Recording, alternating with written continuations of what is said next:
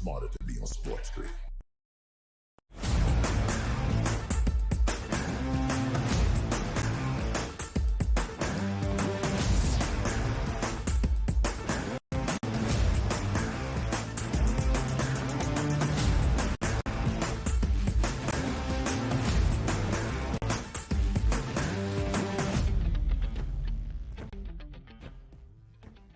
Hour number 3, our third and final live right here on this Friday on the early line to round out this week on TEL. He is Donnie right side. I am Ben Stevens. Thank you for joining us here all across the SportsGrid network bright and early on this Friday morning. In this third and final hour, we'll preview today's Major League Baseball slate. It is day number 2 of the full regular season in MLB. We'll look around the association, 10 games or less for every team remaining in this regular season, and then we turn our attention to the madness, the 2024 NCAA Tournament. We'll take an early look at the Elite 8 lines here on the early line and preview all 4 marquee matchups in the Sweet 16 on this Friday, and maybe a few closing thoughts on the women's big dance that gets underway in the Sweet 16 on this Friday evening as well. One more hour to go here, Donnie right side, on the early line. It might be Good Friday, but it's really a great Friday here on the SportsGrid Network. Rolling along all throughout the weekend, having some fun watching college basketball, which does include women's and the men's. Saturday, by the way, you're getting a nice appetizer in women's college basketball tonight, but tomorrow is the main stage, and I can't wait to watch it play out. Great basketball all the way through. And again, Major League Baseball opened up yesterday. We got an action-packed Friday, Saturday, and Sunday. Awesome, awesome stuff here.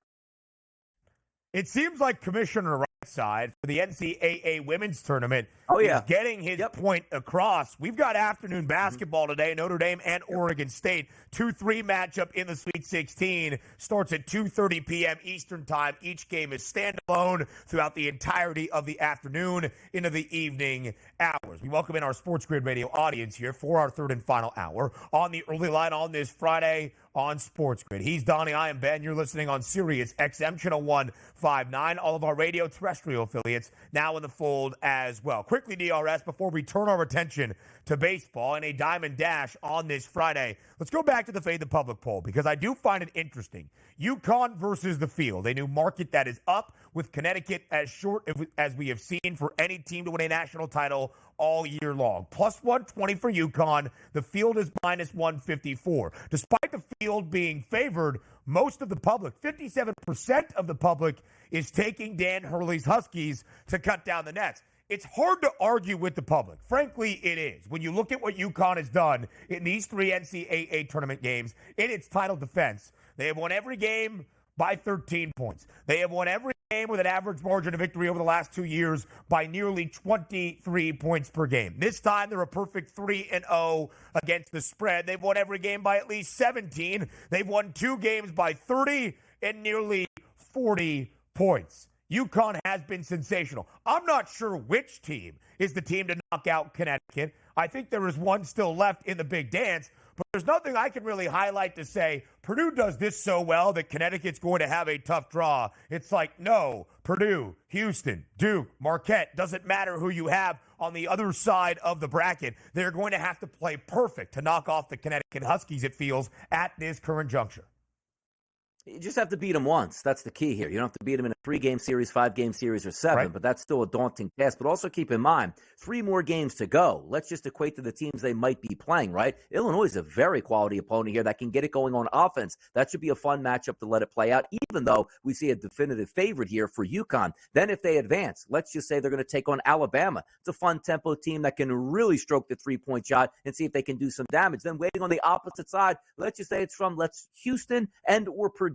Either one of those is going to be a great matchup. So it's not as if they're going to play Stetson 3 straight games and away you go with the national championship. They're going to get some great opponents here moving forward. They'll still get the benefit of the doubt this weekend because technically home court advantage, but that's going to disappear once you get into the Final Four. A long way to go for UConn, even though it looks like they're going to cut down the nets. Tough games in play here. So that's why you're right. The other is still favored at a minus 154 because you're getting a lot of really good teams in that box.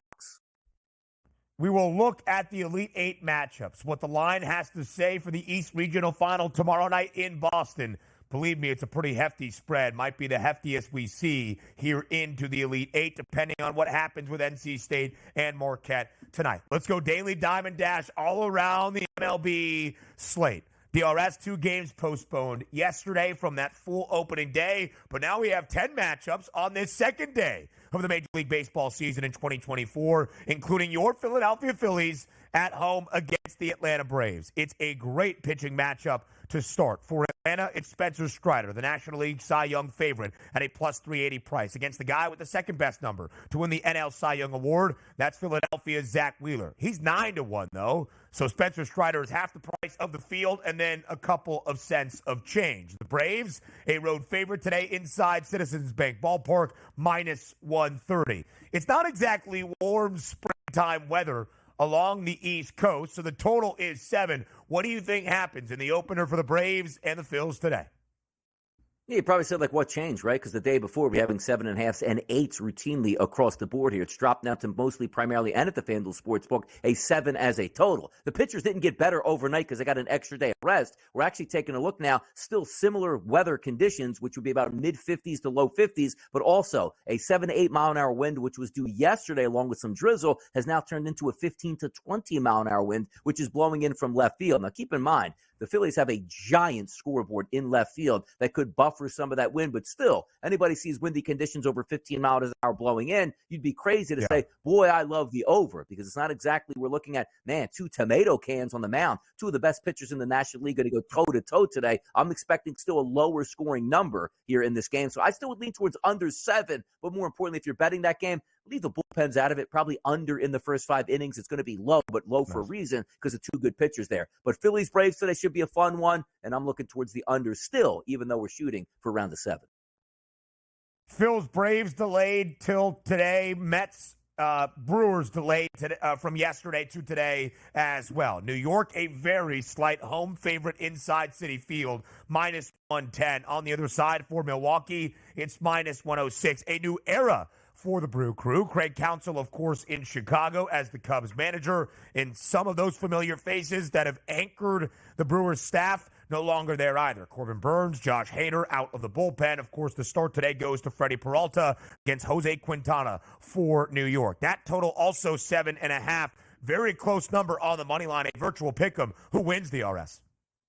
Yeah, you probably lean towards the New York Mets at home. You take a look at the lineup. Yes, we love Christian Yelich, but behind him, you guess you got Rhys Hoskins of the Philadelphia Phillies going to be planted in that third hole. Be interesting to see how he does moving over from Philadelphia to Milwaukee. But it's a sneaky, decent lineup for the Mets. Nimmo, Lindor, Alonso, McNeil, Marte, Stewart, Alvarez, Beatty, and Bader. That's not a bad lineup here. I'll give a slight little edge here. Home court advantage / home field advantage for the Mets, even though, again, similar conditions to Philadelphia. 55 degrees, no real rain in the forecast, but again, a steep wind blowing in from left field at Citi Field today. We'll see if that makes a difference on that total of 7.5.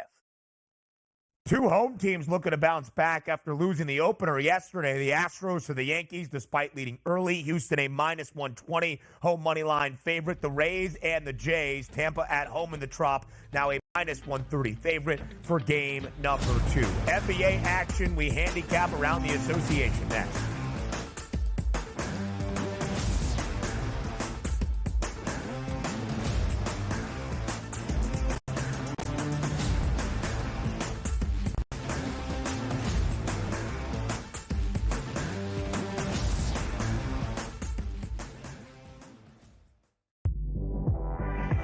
And I don't think people understand when you have a coach like Brad Underwood that is like that with you, that will get in your face like Huggy Bear did, but could hug you and love you and correct you and make you a better version of yourself.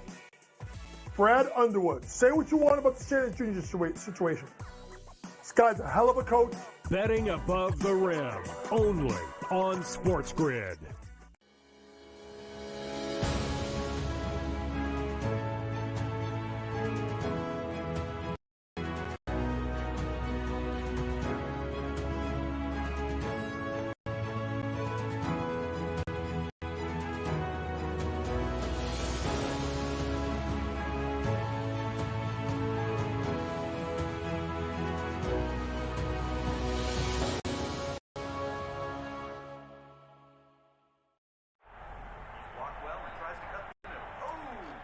Your gut says Miami is going to win, and you should take the over.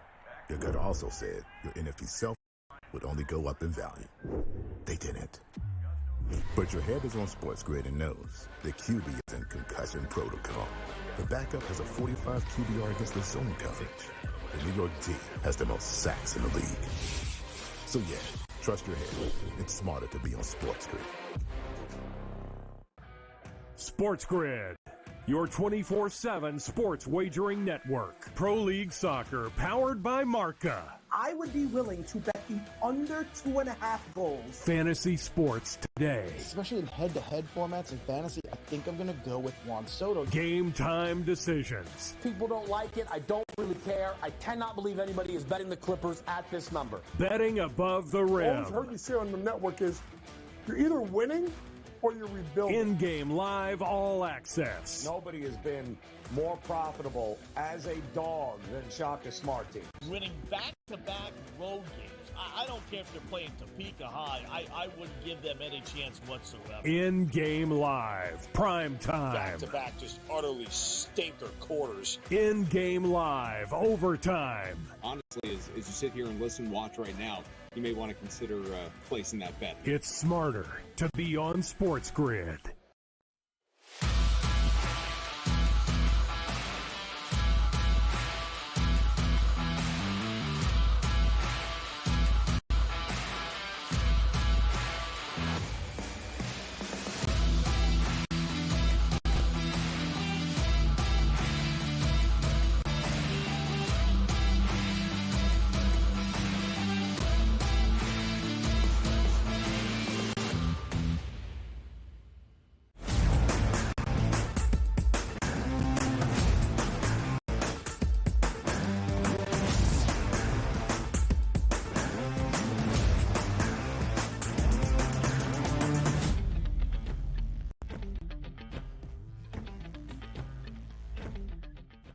As we end out March, not only does the madness intensify in the NCAA tournaments, but we also have the end of a regular season run in the NBA. Around the association we go on this Friday. We preview and break down 5 matchups here. 10 games or less DRS for all 30 NBA teams around the league. Postseason positioning, trying to move up a spot in the standings, trying to stay out of the play-in tournament, or for one team in Golden State, trying to hold off the streaking Houston Rockets, who have won 10 in a row. But we start with a matchup at the top of the NBA's Western Conference. Denver in that number 1 spot as the reigning NBA champions. They have a half-game lead to the Nuggets over both Minnesota and Oklahoma City. So the game we have tonight at altitude in the Mile High City. Denver booked as a 6.5-point home favorite, total 212 and a hook.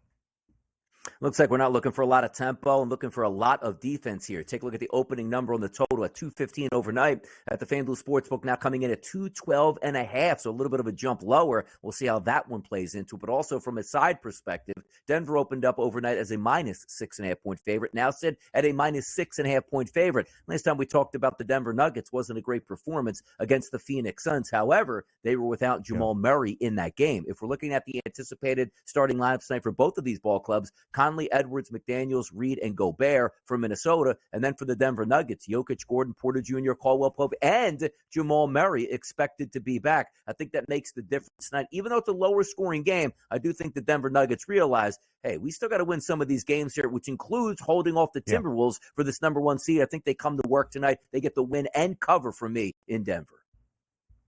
A huge game for that postseason positioning in the Western Conference. Now, Minnesota, despite being near the top of the table, without Karl Anthony Towns, has been booked as an underdog much more frequently here down the home stretch than they were in the opening half of the year. In fact, they have been booked as a dog in 2 of their last 7 games overall, but in both of those games as an underdog, they have covered, and the total has gone over. Denver had that 4-game win streak snapped by Phoenix just a few nights ago. It also snapped a 4-game over streak. I actually think we see some points here if the Nuggets control the pace tonight at altitude in the Mile High City. And when you look at the Nuggets, 15-3 since the All-Star break. It is why Denver currently sits in first in the Western Conference. So Minnesota a half game behind Denver, as is Oklahoma City. And the Thunder tonight will host the Phoenix Suns, but they're not booked as a home favorite.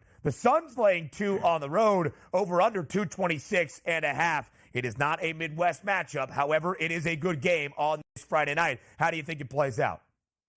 Should be a great game, and also you take a look and say, ooh, that's really interesting. So what are we led to believe? Phoenix goes on the road and beats the Denver Nuggets. Now all of a sudden they're supposed to be NBA champions and playing at that level. Well, let's take a look at those anticipated starting lineups tonight between these two ball clubs. Beal, Booker, Allen Durant, and Nurkic for the Suns. That's full go. See if they can keep that momentum going. But you take a look at OKC, who again, fighting for that top overall seed. Giddey, Wallace, Stewart, Williams, and Holmgren. No SGA expected to be in that lineup. So I agree with that line. Is it hard to win games in the NBA on the road? Absolutely it is. But we already saw Phoenix take advantage of not being there for Denver and coming away with the victory. They'll probably do the same thing against the Thunder without their best basketball player. I'll take this. Look at me. Trusting the Suns on a Friday is wild, but I think that's where I'm at right now. I look at that starting lineup and say, they should win these games, Ben. And then we'll wake up tomorrow and be like, man, what happened? OKC by 10 points. But I'm going to stick with the Suns tonight. I think it makes sense.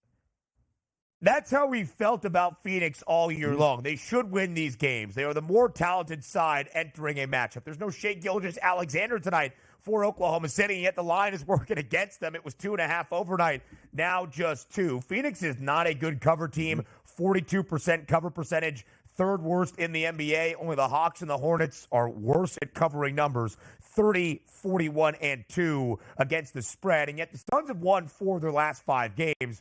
They've covered in every one. Oklahoma City is the second best covered team in the NBA. They've won 8 of their last 11 games, and yet they've only covered 3 times. This game, a toss-up, I would trust the line, maybe just a money line play on the Suns. It's a difficult game to get a read on, especially with that where that line is working early on this Friday morning. A very impactful game out in the Western Conference tonight in Sacramento. Dallas right now on the outside of the play-in tournament in a good way. I mean, they're one of the top 6 teams in the Western Conference. They have a half-game lead over Phoenix. They have a full-game lead over the team they visit tonight in the Sacramento Kings. The Mavs have won 5 straight games tonight on the road, though, in Sacramento. You can see how close the number is. Minus 116 for the Kings, minus 102 on the other side for the Mavericks. It's a virtual pick'em. Who wins tonight in California's capital?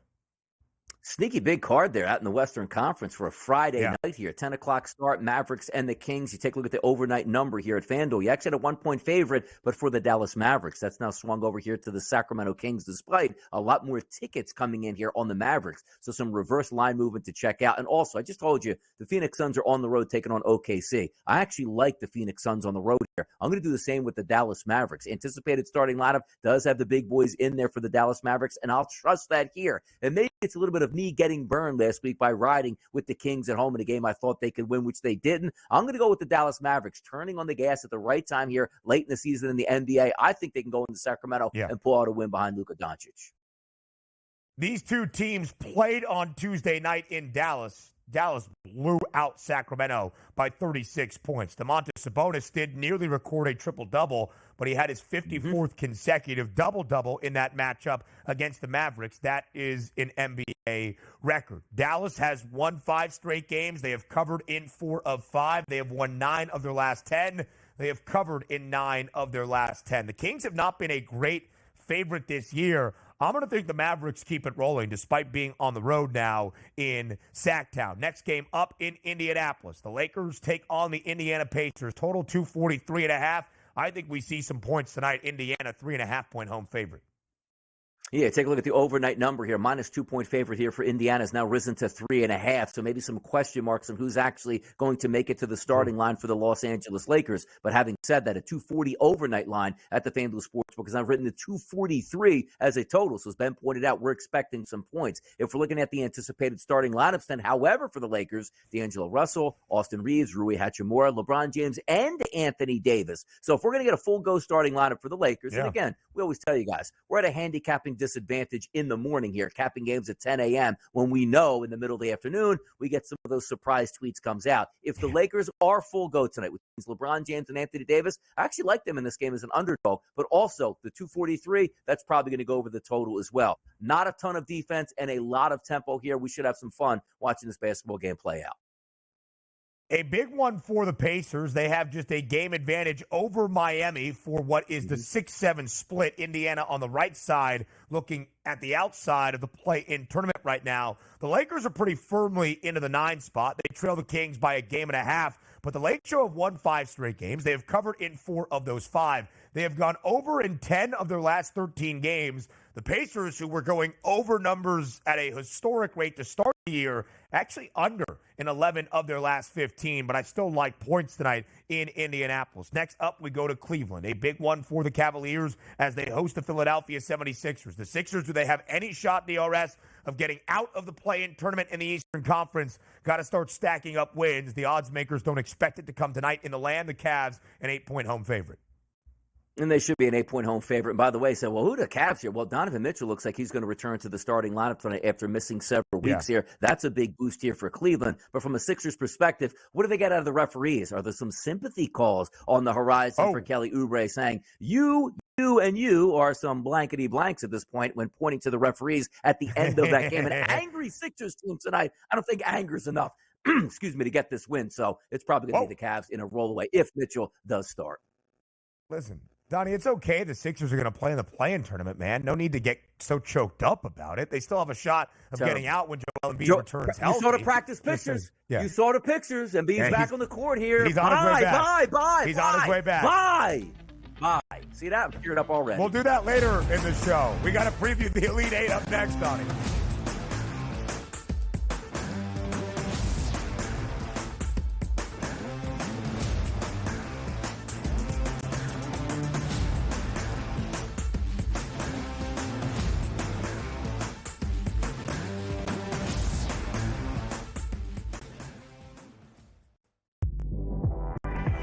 And I don't think people understand when you have a coach like Brad Underwood that is like that with you, that will get in your face like Huggy Bear did, but could hug you and love you and correct you and make you a better version of yourself. Brad Underwood. Say what you want about the Shannon Jr. situation. This guy's a hell of a coach. Betting above the rim, only on SportsGrid.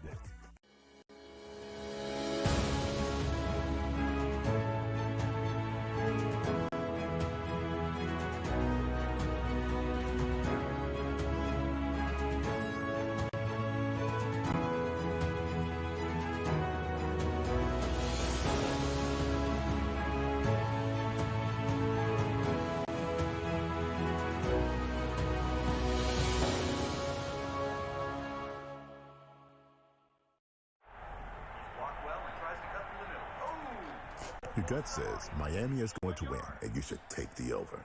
Your gut also said your NFT selfies would only go up in value. They didn't. But your head is on SportsGrid and knows the QB is in concussion protocol. The backup has a 45 QBR against the zone coverage. The New York D has the most sacks in the league. So yeah, trust your head. It's smarter to be on SportsGrid. SportsGrid, your 24/7 sports wagering network. Pro League Soccer, powered by Marca. I would be willing to bet the under 2.5 goals. Fantasy sports today. Especially in head-to-head formats in fantasy, I think I'm going to go with Juan Soto. Game time decisions. People don't like it. I don't really care. I cannot believe anybody is betting the Clippers at this number. Betting above the rim. All I've heard you say on the network is you're either winning or you're rebuilding. In-game live all access. Nobody has been more profitable as a dog than Shaka Smart teams. Winning back-to-back road games. I don't care if they're playing Topeka High. I wouldn't give them any chance whatsoever. In-game live, prime time. Back-to-back, just utterly stinker quarters. In-game live, overtime. Honestly, as you sit here and listen, watch right now, you may want to consider placing that bet. It's smarter to be on SportsGrid.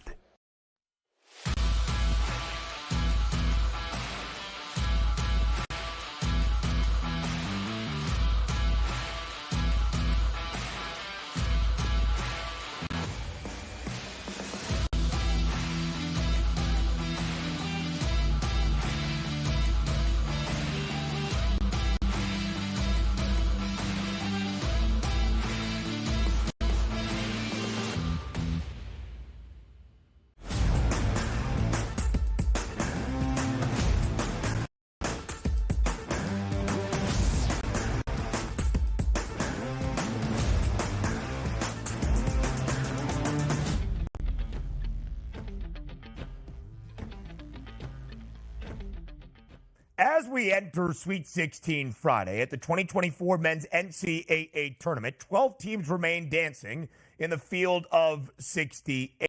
We've got 8 teams in action tonight, 4 marquee matchups in the Sweet 16, 4 schools already DRS into the Elite 8, which will tip off tomorrow. A doubleheader on a Saturday night. First up in Boston, 6:09 p.m. Eastern Time.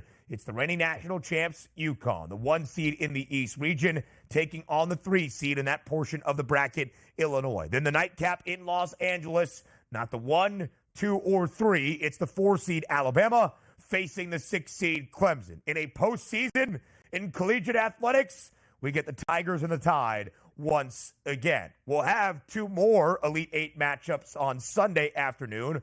With the 2 that we have set, we look at what it means this weekend, DRS, and set the stage for the rest of the big dance. It should be no surprise to see UConn as a hefty favorite in the Elite 8. I would not be surprised, depending on what happens tonight, of course, in Sweet 16 action, if the 8.5-point spread in favor of Connecticut for the East Regional Final tomorrow inside TD Garden is the largest number that we see from the spread perspective in the Elite 8. Total 154.5. The question, Donnie, is maybe not who can knock off Connecticut, but who can keep it close and cover a number against Dan Hurley's Huskies. Yeah, and also you're taking a look at these 2 teams here. We're always going to be jockeying for a position because after each game they get reevaluated. And now you have the number 1 overall efficient offense and not Illinois because they faced a very good defense last night. It's not Connecticut here. So Connecticut comes into the game with number 1 on offense and number 6 overall on defense. Good luck beating that. But I do like the fact that if you are UConn, and if you're hoping like myself, UConn to get knocked out before they get to the finals, you're taking a look and saying, okay, how can maybe a team get after them? It's not so much the team that's going to say, hey, you know what, UConn, we'll play your style of game. We're pretty good on defense, but we have a good offense, but not outstanding. You're going to get a look here. Let's just say it plays out this way. They're obviously going to play Illinois. After that, in the Final Four, let's just say Alabama wins their region and gets to the Final Four. Those are 2 teams that like to get up and down the court, but also have elite offenses and like to shoot the 3-point shot and do a lot of things well. So you're going to have to earn your money here for UConn if you are going to cut down the nets. Having said that, nobody's been able to really penetrate Connecticut because they play great defense here. And again, we just talked about they're not a tempo team, so it's not like, hey, let's steal some points in the open court here. You're going to have to go toe-to-toe with Connecticut on defense in the half-court game, and that's tough to do. But if there's one team that can do it with superstar players playing at a high level, it is Illinois. I love this matchup on paper because I think it is closer than 8.5. But if it's always, you take a look and say, if you're an underdog, what do you do well? What can you use to your advantage here going up against Connecticut? They're not really vulnerable anywhere. They're top 31 here in the nation at defending the 3-point line.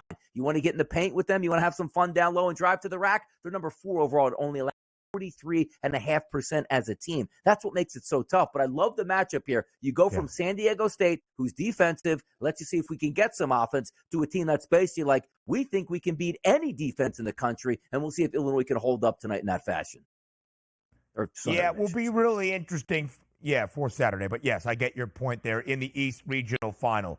I find it fascinating. We now have the 2 best offenses in the country facing off against one another. Illinois and Iowa State stayed under a pregame total of 146.5. Game finished with 141 points. Illinois was atrocious from the free throw line and still found a way to win that basketball game.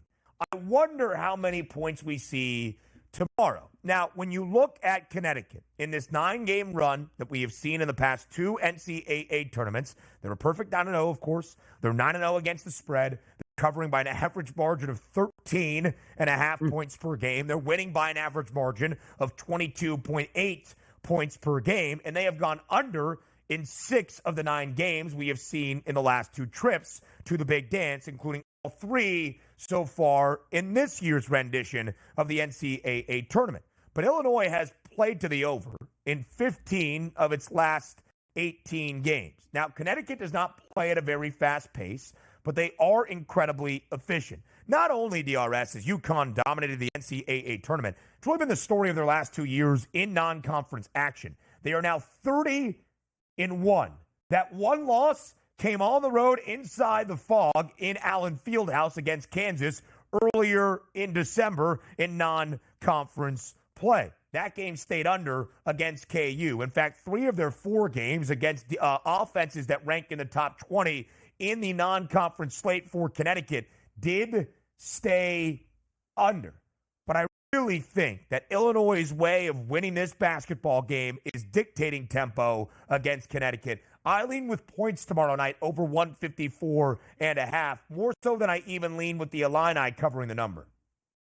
Yeah, the Illini, by the way, also will chase you off the three-point line, but they don't defend the three-point shot all that well, which is interesting because we take a look at UConn. They do like to shoot the three-point shot, but when we take a look at some of those, matchups with point distribution, if Connecticut just goes, okay, the three-point shot's not there, you're not giving it to us. You know who we take a look at? Illinois, 8th in the country here with point distribution at allowing your opponent to score inside the arc. That's something Connecticut can take advantage of because they're not a one-trick pony here. If they need the three-point shot, they'll take it. If they want to go down low, and also keep in mind, you take a look at a team that's top 5 in the country percentage-wise inside the arc at close to 59%. That could be the mismatch rate here. But we're just waiting for somebody to take Connecticut down the wire to see if they can beat them here. And Illinois is one of those teams where if they get cooking on offense, they can do some damage, but they don't have that overall look where I go, wow, they can really exploit. Talking about Illinois going up against Connecticut, it's really not there for them. You just need Connecticut to be a little bit off and you to be on your game here to try to take them down in Boston. Yeah. I think Connecticut is going to match buckets with Illinois. I don't think Illinois is going to be blown out. I don't think it's a 30-point game like we saw against San Diego State. I don't think it's a hot start for the Illini, and then they cool off in a big way in the second half. Again, I lean with the over of 154.5 for tomorrow night's game in Boston, but I agree with the spread, 8.5 in favor of Connecticut. The West Regional Final is our nightcap on Saturday night at the Elite Eight. It's out in Los Angeles. It is Alabama and Clemson, 2 very familiar schools against one another in postseason play for the biggest trophies in sports. They met 4 times in the college football playoff in a 4-year span, 3 times in the national championship game. How about this in the Elite Eight with both of these men's basketball programs, DRS, looking for their first ever trip to a Final Four, 3.5 points in favor of the Crimson Tide. This is the lowest total Alabama has seen in the Big Dance, 164.5. Clemson should not be scared of being the underdog. They have won outright in all 3 of their victories in the NCAA Tournament as a dog, but Alabama, the slight favorite. What do you make of the numbers for tomorrow night's Elite Eight matchup in L.A.? Yeah, by the way, I'm shocked on Saturday, right? I mean, you use the time to your advantage, Ben, right? NCAA, why not have a tip time at 10 o'clock p.m. and 1 a.m.? We're all going to be able to watch these games. It's the weekend here, but look at that. A 6 o'clock start for a monster matchup here and an 8:49 tip. Ooh, maybe that would make some sense during midweek as well, but as I digress, we're going to get a pretty good basketball game lining up, and from a betting angle for me, these are the games that you love. We know Clemson has a very good defense. We know Clemson's going to try to slow you down. That's not what Alabama wants to do. They want to get out, run, and they want to fire three-point shots. Top 20 in the country here at close to 46% of their total shots come from three-point range. You take a look at Clemson, 288th in the nation at allowing you to shoot the three-point shot at close to 41% of the total shots against Clemson come from three-point range. So you know we're going to be sinking our teeth in there to Mark Sears up top there. 42% on the season. Griffin, 38%. Walters, close to 40% as well. The three-point shots will be launching from Alabama. But the question always comes up. Crypto.com arena, you're going to have to make those three-point shots. Alabama, one of those teams that's so much fun to bet and watch, as we talk about so much, but they do have games like we always see typically with Arizona. Wow, had that talent right here. Didn't really rise to the occasion. Yeah. But Clemson's not one of those teams that's going to go toe-to-toe and say, we want to push tempo, which should be an interesting thing to watch out. Also, Clemson does a lot of things very well, just not great. The one thing that Alabama does great is their offense, their tempo, and their three-point shots. If they're knocking them down, I'm not so sure Clemson can hang around. But how do you handicap Clemson? Coach joined us earlier in the show. I asked him the same question, like, how are they here? What are they doing? They didn't show us anything in ACC play, particularly down the stretch or in the ACC tournament, to line up and win 3 straight games and take down Alabama. Alabama's more talented than Clemson. I don't know if I'm betting the side or the total in this game, but I will be lining up Alabama three-point shots throughout this contest here on Saturday. Listen, I think this is a bad matchup for Clemson. This is not any disparity at the Clemson Tigers, but they allow you to take the three. 40.5% of their opponent's field goal in total this year come from three-point range. It's why I thought Baylor was going to knock them off. Baylor was 6 of 24, 25% in the round of 32 from 3. It was a reason that Arizona, as a top 23-point shooting team, could stay in the game. They were 5 of 28. Obviously, Clemson has done great things to reach the Elite Eight. But if Alabama is even mediocre, if Alabama shoots 40 to 45% from 3 tomorrow night on a Saturday, I think Alabama's going to win this game and cover that number of a 3.5-point spread. Now, the Crimson Tide have gone over in 12 of their last 14 games. But, Donnie, there are 2 other teams in the SEC that play at a slower tempo and pace than Clemson. 257 in the country for the Tigers. That would be South Carolina and Vanderbilt. When you look at the regular season matchups between Vandy and South Carolina, I think only twice did Alabama play either of those 2 teams throughout this regular season. Yeah, that's the case. And both of the games stayed under a total that was sub 160.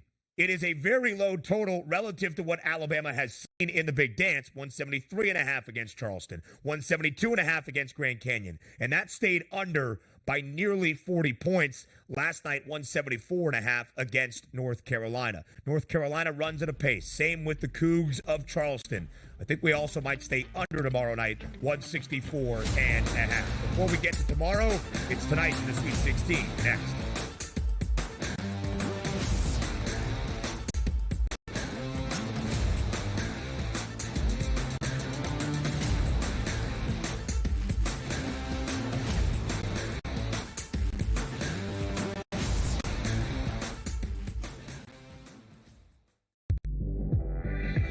And I don't think people understand when you have a coach like Brad Underwood that is like that with you, that will get in your face like Huggy Bear did, that could hug you and love you and correct you and make you a better version of yourself.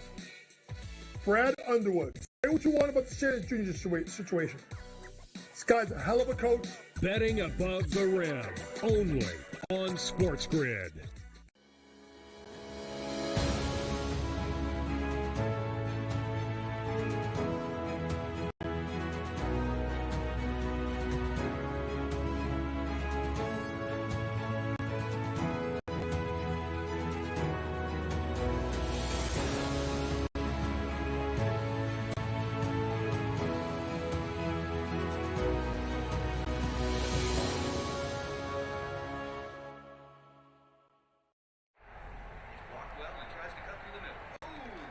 Your gut says Miami is going to win, and you should take the over. Your gut also said your NFT selfies would only go up in value. They didn't. But your head is on SportsGrid and knows the QB is in concussion protocol. The backup has a 45 QBR zone coverage. The New York D has the most sacks in the league. So yeah, trust your head. It's smarter to be on SportsGrid. SportsGrid, your 24/7 sports wagering network. Pro League Soccer, powered by Marca. I would be willing to bet the under 2.5 goals. Fantasy sports today. Especially in head-to-head formats in fantasy, I think I'm going to go with Juan Soto. Game time decisions. People don't like it. I don't really care. I cannot believe anybody is betting the Clippers at the... Betting above the rim. All I've heard you say on the network is you're either winning or you're rebuilding. In-game live all access. Nobody has been more profitable as a dog than Shaka Smart teams. Winning back-to-back road games. I don't care if they're playing Topeka High. I wouldn't give them any chance whatsoever. In-game live, prime time. Back-to-back, just utterly stinker quarters. In-game live, overtime. Honestly, as you sit here and listen, watch right now, you may want to consider placing that bet. It's smarter to be on SportsGrid.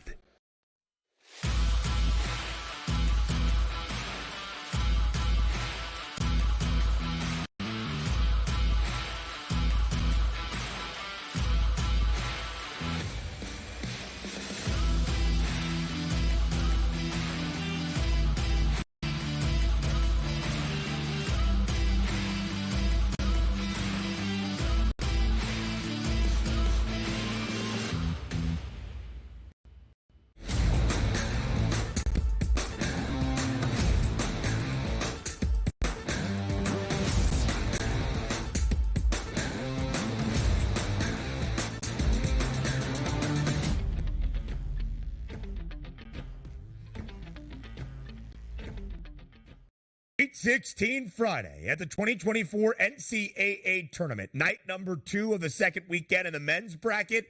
The opening night of the second weekend in the women's draw as well. We'll take some look at those 4 matchups on the women's side, but we start going game by game for the 4 matchups that we have in the Sweet 16 at the Big Dance. And we start DRS in chronological order. It's the 2-11 matchup in the South region, the opener tonight in Dallas. Marquette on the 2 line, NC State the only double-digit seed in the second weekend, the 11 seed. It's a 6.5-point spread in favor of the Golden Eagles, a total that's working its way down ever so slightly. 151.5 is that number. The under, though, does have the juice. How do you break down the matchup between the Wolfpack and the Golden Eagles?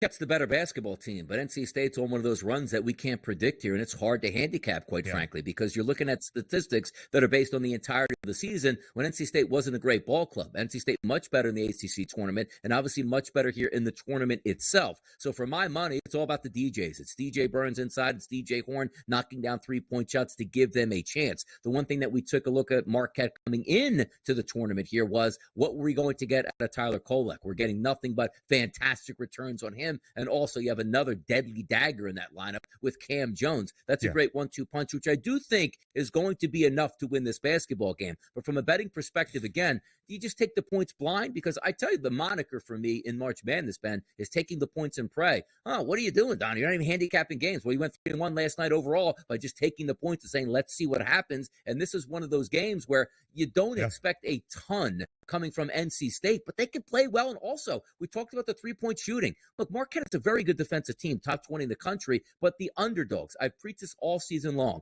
The underdogs aren't like, hey, we can score down low in this team. No, the ultimate equalizer is a 3-point shot. If you allow us to take them and we go above our average for the season, which is 35%, let's just say you get volume 3-point shooting from NC State and they knock down 40% of their shots. There's a great chance they win this basketball game, let alone cover. So from that perspective, my attack angle is the 3-point shot going down for NC State. But if I'm being true to my colors here, I will be taking the points here with NC State, even if I don't think they're as good as Marquette. And keep in mind as well, it's not about getting style points here to reseed yourself in the next round. Win by 1, Marquette will take it, and Shaka Smart will be the happiest man in the room. I think we have a close ball game tonight, but I'm lining up 3-point props for NC State. So I look at Marquette in this matchup laying 6.5 points. We talked about it. Without Tyler Kolek and down the stretch of this regular season, Marquette dropped 4 games, 3 to Connecticut, including in the Big East Tournament title game, and against Creighton without their star point guard in Tyler Kolek. But outside of that, including their 2 victories so far here in the NCAA Tournament, they've won 16 of their previous 20 tilts. And outside of the win over Colorado by 4, 81-77, in which Marquette was a 4.5-point favorite, the hook can giveth and the hook can taketh. They have covered in 15 of those 16 victories. You're right. It's tough to quantify what NC State is doing here on this 7-game win streak. They have won outright 5 times as an underdog. They've gone over in 5 of those 7 games as well.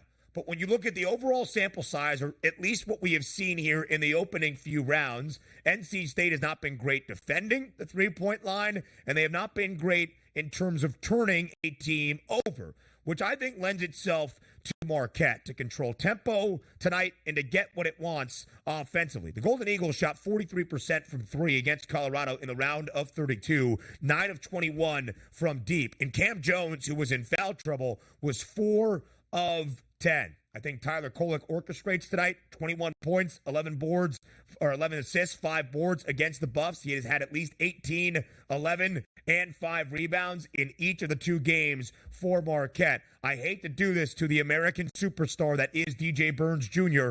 or even DJ Horn, but I think the Cinderella run for the Wolfpack comes to a close tonight. I'm starting to talk myself into laying 6.5 with Marquette. That's the first game of the night of the 2 in the South region. Now we go to the first game of 2 in the Midwest regional semifinals tonight in Detroit, Michigan. Little Caesars Arena in the Motor City. It is Purdue and Gonzaga. What a Sweet 16 contest this is set out to be. 5.5-point spread in favor of the Boilermakers. Total at 154.5. Is there an edge pregame DRS to be had here between the Zags and the Boilers?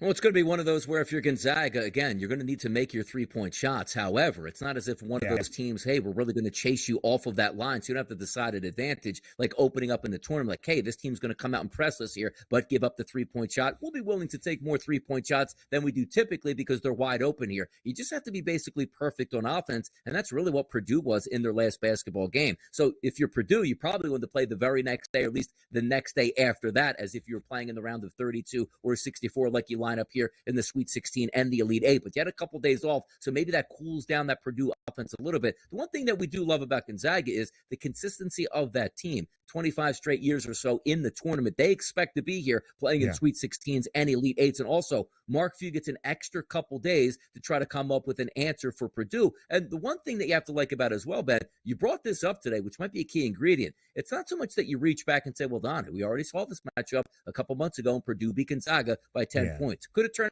way, absolutely. But sometimes you like to see it and say, you know what? Mark Few might have had an idea of how to play Purdue first time around, but got a good look at it. It didn't work out well. So some of those changes are going to come tonight. Maybe it's forcing Zach Edey away from the basket. Maybe it's saying, you know what, Purdue, you were hot from three-point range. We know you're the best team in the country at shooting it overall at close to 41% as a team. Maybe we chase you off the free throw line. Or maybe it's, hey, Zach Edey, we know you're going to get your 30 points, but nobody else is going to score, and we'll see if we can turn up the gas that way. I do think the intriguing matchup here is between the coaching staff of Gonzaga going up against Purdue, but I want to take the underdog. Again, take the points and price should be in that realm. But theoretically, that line, when you're sticking with under 5, free throws come into play. So if you're Purdue and you're up 2 points with a minute to go, you're probably going to get that cover unless Gonzaga ties it or takes the lead. One missed shot, and you might go from being down 2 points to 8 points in 30 seconds because your three-point shots aren't going down and Purdue's making free throws. I can't wait to watch this game play out tonight as it is. I'll lean towards the points with Gonzaga, but the way Purdue is playing, some of the best basketball they played over the past 20 years, it's a great, great matchup here.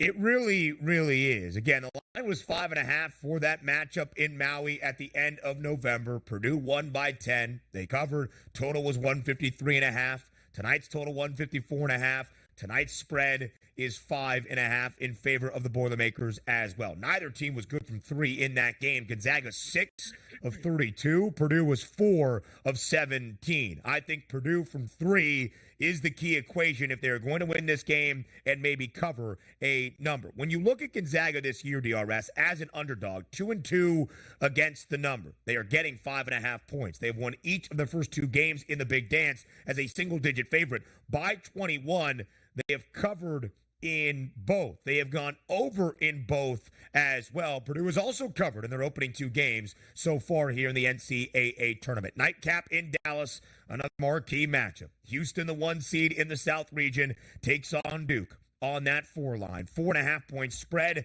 in favor of Kelvin Sampson's Cougs. The over-under, 134.5, up by a point. DRS, you said earlier the key matchup in this game, could Duke hit from 3? Do you think the Blue Devils pay that off this evening? They're going to need to. Let's put it that way. And if there's one game, then again, you try to take the fan out of it. Like, I really want Houston to win the national championship, but I do think it's a good matchup. Similar to why I liked Iowa State coming into the tournament. Give me 2 good offenses, but really good defenses. Now, the great offense in Illinois won out yesterday against the okay offense and great defense of Iowa State. You sort of get Iowa State here on steroids with Houston because you have an unbelievably as talented defense as Iowa State and a better offense for me, and also a pedigree from a team that I do believe can spread you out a little bit and make some different plays. But if we're going against this game and saying, okay, where's it going to make sense here? The 3-point shooting for Duke has to happen. They're a really good 3-point shooting team. But at the same time, where Houston's going to give you 3-point shots, they're also going to defend the hell out of them at only 30% as a team, which is top 10 in the country. You want to go down low and score. 340th in the country at point distribution for Houston's defense, which means if you're not making your 3-point shots, you sure as heck aren't going to score inside the arc against them. I think defense is going to win out. But again, it does come down to an underdog team like Duke. Shoots the 3-point shot well, knocks down their average. If they shoot 40% from 3-point range, I do think they're going to beat Houston. I'm betting, Ben, that Duke won't shoot 40% there. But also, from a betting perspective, I am actually going to be taking Duke from the 3-point line here. Because if they do line it up, I want a piece of it. The one thing I know tonight, the 3-point shot is going to be for volume for Duke. And I'll bet that they'll make their fair share of them. Now, the question is going to be is, can they be elite? 13 of 26 from 3-point range. That probably puts them over Houston. I don't think they can make that many, though, to be honest. Yeah, it is a really good handicap. It is a really good statistical breakdown for where those matchup advantages are. JMU was the second best three-point defense in the country, and Duke blew them away. Jared McCain hit 8 triples. Tyrese Proctor hit 4 triples. They were 14 of 28, 50% from 3 in the round of 32. If they match those numbers, Houston might be in danger of being that number 1 seed in the South region, bounced from the NCAA tournament. We already saw North Carolina exit the field last night, losing to a 4 seed in their portion of the bracket in Alabama. Duke has won 10 of their last 13 games. They have covered in all 10 of those victories. They have stayed under in 11 of their last 13 as well. Minimal total, 134.5 tonight. 144.5 is the number for the nightcap in the Motor City. It's Creighton and Tennessee. The 2 seed, the Jays, the 3 seed, a 2.5-point spread. It is the shortest spread of this Sweet 16 Friday. How competitive is this game going to be? It's going to be really competitive and a lot of fun, and a lot of great betting angles overall, because you are taking a look at a team that you finally get that dream matchup. And it took a couple of games to get into it today, as we'll find out in that 10 o'clock hour. But look at this. 7th in the country at fire-away three-point range. We talked about Creighton, a team that lets you shoot it in Tennessee. Yeah. That's a great matchup. Now, granted, just like Houston, they'll let you shoot three-point shots and defend it, which Tennessee will. It's just up to Creighton to make their fair share, which means their average at close to 37%. But if we flip it over to the other side, look at this. Creighton's defense, which is very good, top 25, they'll let you score in the paint. So I'm not looking to attack Tennessee from the three-point line as an offense, but give me players that have a lot of opportunity and action inside the paint, because Creighton's number 1 overall in the country at allowing you to score down low. Yeah. That's the matchup here. Give me 3-point range from Creighton. Give me just scoring props here from Tennessee. This is my favorite game of the night. Can't wait to watch this one play out. 144.5 is that total. You would expect a big night for guys like Dalton Connect. His points prop 21.5, 63% of the overall point production that Creighton allows defensively this year comes from inside the arc. That is the most in the country. So maybe it's not Connect. Maybe it's Josiah Jordan James. 7.5 is his points prop. You can find some pretty low numbers for some of those guys on the Volunteers. Quickly here, let's look at the 4 matchups that we have in the Sweet 16 in the 2024 Women's NCAA Tournament. South Carolina, perfect, undefeated, 34-0, coming off an 88-41 47-point win over North Carolina in the round of 32. They lay 15.5 against Indiana tonight. As you look at those other numbers that we have, first game up, 2:30 p.m. Eastern time. Afternoon basketball on this Friday. Hannah Hidalgo and Notre Dame, 3.5-point favorite against Oregon State. Total 132.5. Stanford survived in overtime. I'm not sure they do against NC State. 4.5-point spread in favor of the Cardinal, and Texas a 5.5-point favorite against Gonzaga. We will give you a best bet on this Friday before we say farewell on the other side of the break. It is a Sweet 16 Friday. Your best bet and bye comes up next.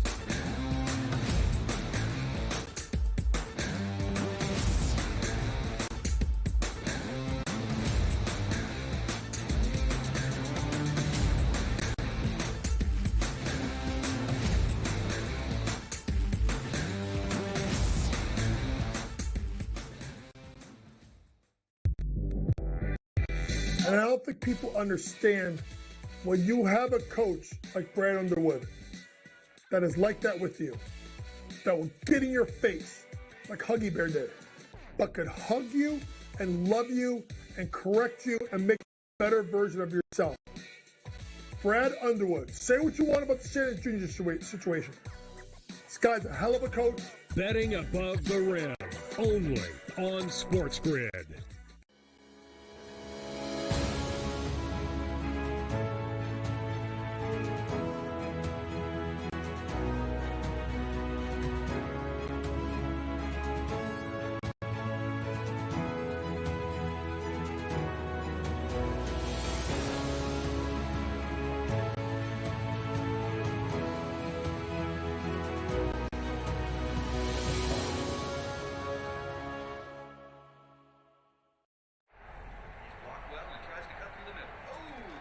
Your gut says Miami is going to win, and you should take the over.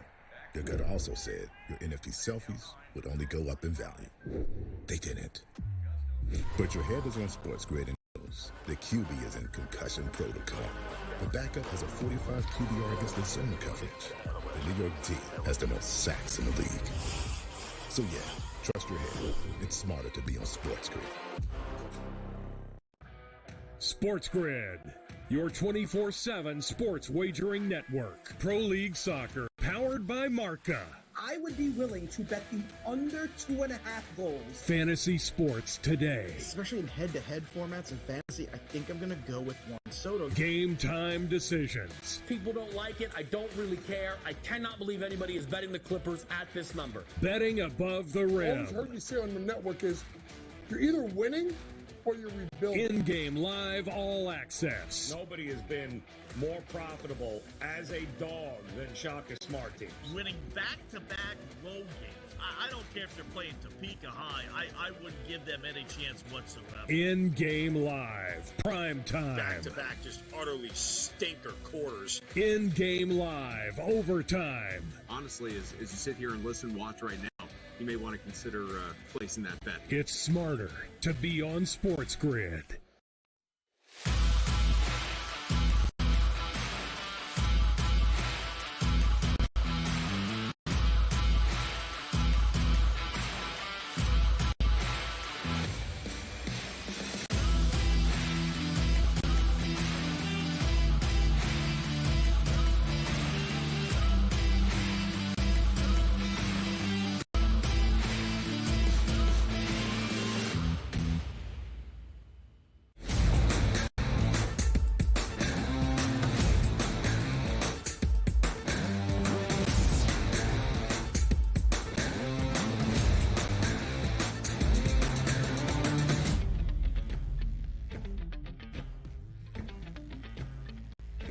Sweet 16 Friday live right here on the early line. We close out our 3 hours together on this Friday and for the week all across the SportsGrid network. He is Donnie Rightside. I am Ben Stevens. Thank you for joining us all week long here on the SportsGrid. But before we say farewell, send you into a weekend full of madness in the NCAA Tournament.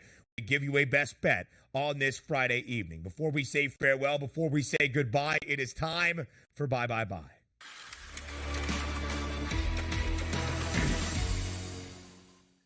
I always wonder, Donnie Rightside, when I build things up like Sweet 16 Friday, NCAA Tournament, our focus, if you're going to give an NBA or an MLB bet. So I ask you, what is your best bet for this Friday?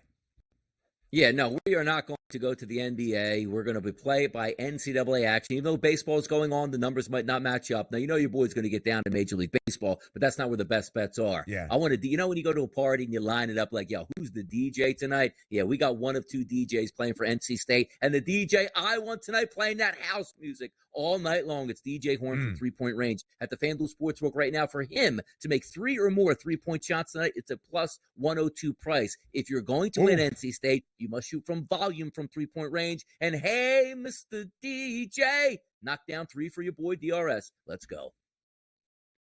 Listen, that could be a tune NC State sings all night long, not just DJ Horn, but DJ Burns Jr. You're welcome, America, for what you are going to see tonight for NC State. I go to Creighton and Tennessee, the nightcap in the Sweet 16 on this Friday. In Detroit, I think Creighton wins out. I think the offense for the Blue Jays is too much for Tennessee to overcome. Yes, he is Ryan Kalkbrenner, and what he does inside tonight against Tennessee on the other side. Josiah Jordan-James, a veteran, built for the interior play, but I think if Creighton can limit that for Tennessee, they win tonight outright and make their second consecutive Elite 8 appearance. Oh, by the way, tomorrow, a couple of bets for you. Under Alabama and Clemson. We'll see you tomorrow on SportsGrid's Bracket Central. Donnie, we'll see you tonight. I'll see you Monday, 8 a.m. Eastern Time.